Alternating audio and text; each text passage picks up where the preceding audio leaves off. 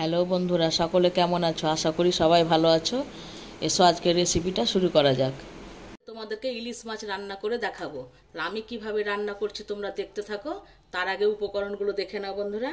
এখানে পরিমাণ মতো আমি সর্ষের তেল নিয়েছি, আর এই চামচের 2 চামচ সাদা সর্ষে নিয়েছি, 2 চামচ সাদা তিল নিয়েছি, পরিমাণ মতো লবণ নিয়েছি, 2টো কাঁচা লঙ্কা চিড়ে রেখেছি, আর হাফ চামচেরও কম লঙ্কার গুঁড়ো নিয়েছি, আর হাফ চামচেরও কম সামান্য পরিমাণে একটু জিরে গুঁড়ো, একটু ধনে গুঁড়ো নিয়েছি, আর অল্প করে একটু রসুন বাটা, আর হলুদ নিয়েছি পরিমাণ মতো, আর সামান্য একটু সাদা জিরে নিয়েছি, আর লবণ নিয়েছি পরিমাণ মতো। এখানে আমি ইলিশ মাছ ধুয়ে লবণ হলুদ মাখিয়ে রেখেছি, আর এখানে আমি মাছের তেল, তারপরে তেল সুপরি, এগুলোকেও আমি লবণ হলুদ মাখিয়ে রেখেছি। এখানে আমি একটা মিক্সির জার নিয়েছি, মিক্সির জারের মধ্যে এই সর্ষে আর সাদা তিল দিয়ে দিচ্ছি, যে দুটোকে একসাথে মিক্সিতে বেটে নেব। প্রথমে বন্ধুরা শুকনো ঘুরিয়ে নেব, তারপরে তখন জল দিয়ে বাটবো, ঠিক আছে? এ দেখো মিক্সিতে আমি বেটে নিলাম। প্রথমে শুকনো ঘুরিয়ে নিলাম, তারপরে জল দিয়ে। আমি গ্যাস ধরে একটা কড়াই বসিয়ে দিয়েছি। কড়াই আমি 5 চামচ মতন সর্ষের তেল দিয়েছি। ওই তেলের মধ্যে এবার আমি মাছগুলোকে সব ভেজে নেব। প্রথমে আমি মাছের মাথাগুলোকে ভেজে নিচ্ছি।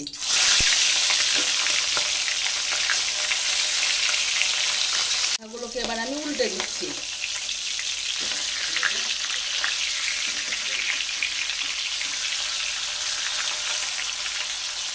মাছের মাথাগুলোকে আমি তুলে নিচ্ছি, ভাজা হয়ে গেছে।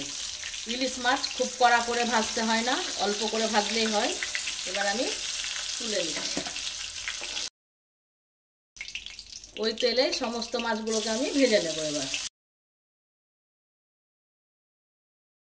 এগুলোকে আমি উল্টে দিচ্ছি। এক পিঠ হয়ে গেছে, এবার এই পিঠটাও ভেজে নেব। ভাজা হয়ে গেছে, এবার আমি মাছগুলোকে তুলে নিচ্ছি।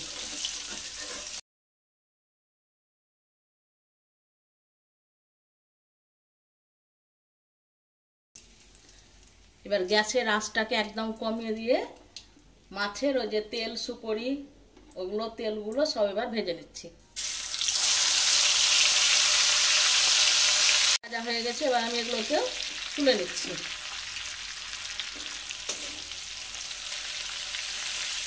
মাছ ভাজার তেল আছে অনেকটাই, আর তেল লাগবে না। ওই তেলের মধ্যে আমি 2টো কাঁচা লঙ্কা আর অল্প গোটা জিরে ফোড়নে দিয়ে দিচ্ছি। 1 সেকেন্ড এটাকে ভেজে নেব।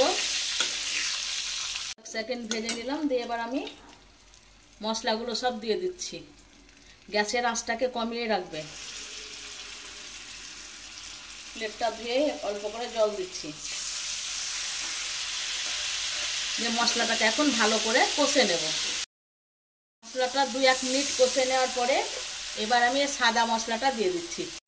এই মশলাটা আমি 4 মিনিট মতন কষে নিলাম, তিল বাটা আর সর্ষে বাটা দিয়ে। এবারে মিক্সির বাটি থেকে আমি জল দিয়ে দিচ্ছি।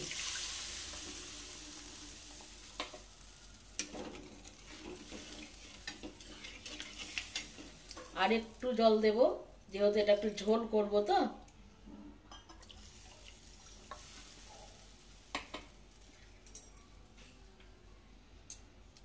এবার এই সময় আমি লবণ দিয়ে দিচ্ছি।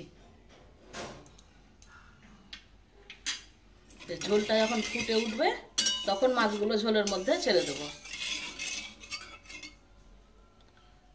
দেখো ঝোলটা ফুটতে লেগেছে। মাছগুলো দিয়ে 4 থেকে 5 মিনিট মতন তোমরা ঝোলে ফুটিয়ে নেবে। গ্যাসের আঁচটাকে মিডিয়াম করে বন্ধুরা। এই দেখো আমি 4 মিনিট মতন ফুটিয়ে নিলাম। আমার ইলিশ মাছের ঝোল কমপ্লিট। তাহলে কেমন লাগলো বন্ধু তোমরা অবশ্যই জানাবে আমাকে।